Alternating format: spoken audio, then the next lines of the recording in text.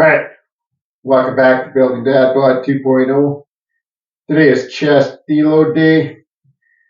Working on some banded external rotations. Then I'm going to get into some chaotic incline press, kettlebells and bands.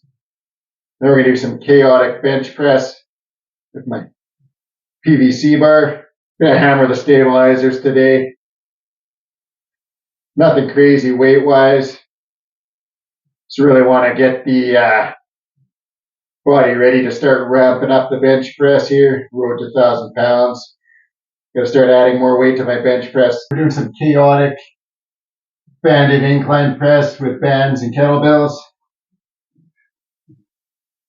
35-pound kettlebells. All right, so we're doing some incline kettlebell chaotic presses here. I put out a short last week of me doing some incline and flat presses, and someone wrote in the comments, "Is this satire?" I can assure you that these chaotic movements are no joke. I tore my tendon that holds my supraspinatus rotator cuff muscle 50% off, about just at the start of 2020. I had the option to get surgery or rehab it myself. I chose to rehab it myself. I started off with just a lot of banded internal, external rotations. Worked my way up to using some cables. Once it was time to start pressing, I had to make a choice of I could start pressing just with really light dumbbells, but I figured there had to be a better way to get my pressing up while working on my stabilizer at the same time. So started playing around with chaotic movements. Hadn't seen them done before, just had a standard barbell and hung weights off it with bands. Started doing some research and found Matt Wenning. He talked a lot about chaotic pressing. Really good for your stabilizers, really good.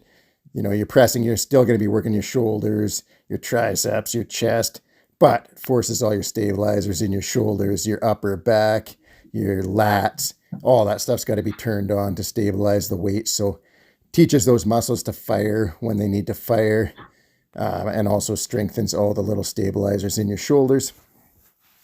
So I was able to get myself back up from not being able to lift my left arm above my shoulder to overhead pressing over 200 pounds in a standing position. I haven't been doing a lot of overhead pressing with a barbell or dumbbells these days, but I've been doing some chaotic pressing every couple weeks. I'm going to start adding it in every week, but just from doing that, the chaotic pressing movements, I can still, from a standing position, overhead press over my body weight, which not a lot of people can do. Not insane. I'm not, doing 250 pounds or anything, but still the fact that I haven't been doing any overhead pressing and I can do over my body weight, to me shows that these exercises not only build the stabilizers, but they also help to build up your pressing power. Absolutely amazing for lockout. You get to the top and it's just fights you like crazy. Good for your triceps. I don't know if any of you heard of the strongman Nicholas Camby, but he swears by it for his lockout. His overhead press has gone through the roof since he started adding in chaotic movements. If you've never done them, I recommend you give them a go. Just start light and build up from there. If you're doing the kettlebell variation with the bands, start with your hands in a neutral position and keep the kettlebells to the outside of your arms. It does not feel awesome when they come around and clip you in the side of the head. Now I'm using the PVC bar. I'm doing a wide grip here. It's good to mix up your hand placement, hit the press from different angles, hit your stabilizers a little differently from all the different angles. So I do here doing super wide grip. Then I'm going to do regular bench press grip. Then I'm going to move it in and do narrow grip with more of a tricep focus. It's good to sit at the bottom for a second and then again at the top for a second. Bottom, it stops from using the momentum of the bars bouncing to push the weight up. At the top, it makes your stabilizers work insanely hard.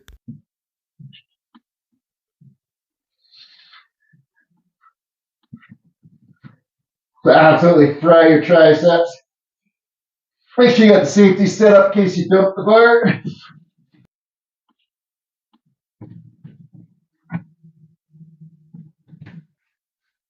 All right, so now we're gonna move the hands as here before. So move the hands into here, couple sets, and then I'm gonna move in and do some really close grip to hit everything slightly different hand positions, strengthen all the stabilizers in different positions.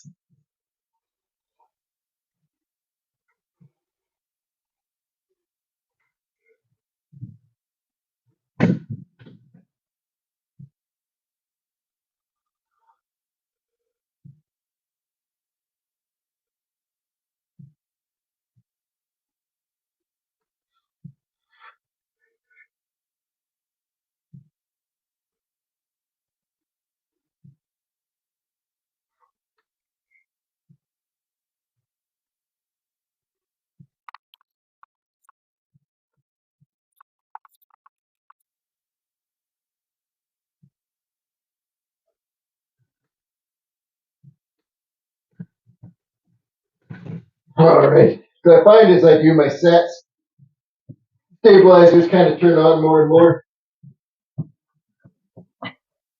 And actually, like you'd think you'd get more wobbly every set, but I find to a certain point I get more stable until I get really fatigued, and then start to wobble a little more. All right, so the last two sets will be close grip. I already got a really good pump in my front delts across the top of my chest, and my triceps right in here, right around my elbows. Got a really good pump there, which is awesome. Feels really good. Getting everything working. Oh, I'm working to stabilize the weights. I'm only doing 90 pounds, so it's good for deload, good for an accessory. Get a wicked pump with 90 pounds. Easy to recover from.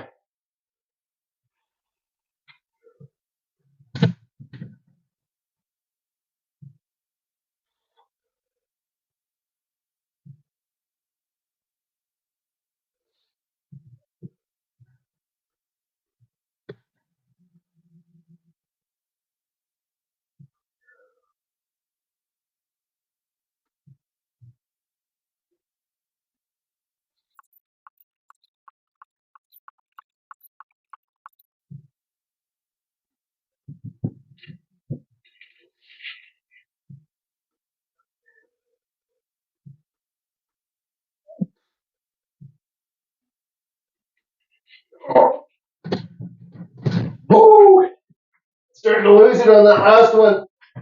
My triceps were on fire. Feels amazing. Tell you if you've never done chaotic presses, give them a go. Like I say, don't have to do a lot of weight. Makes all the stabilizers work. And a wicked pump, but super easy to recover from, so you're not gonna burn yourself out if you throw it as an accessory, even on press day. It's gonna bulletproof all your stabilizers. Protect those shoulders when you do heavy bench press. It's just an awesome exercise. All right, that's it for chest deload day. If you have access to a bamboo bar, earthquake bar, tsunami bar, PVC bar, give them a try. You can use a regular barbell, but the lighter the bar, the more chaotic it is. Purpose is to get it as unstable as possible and really make your stabilizers work.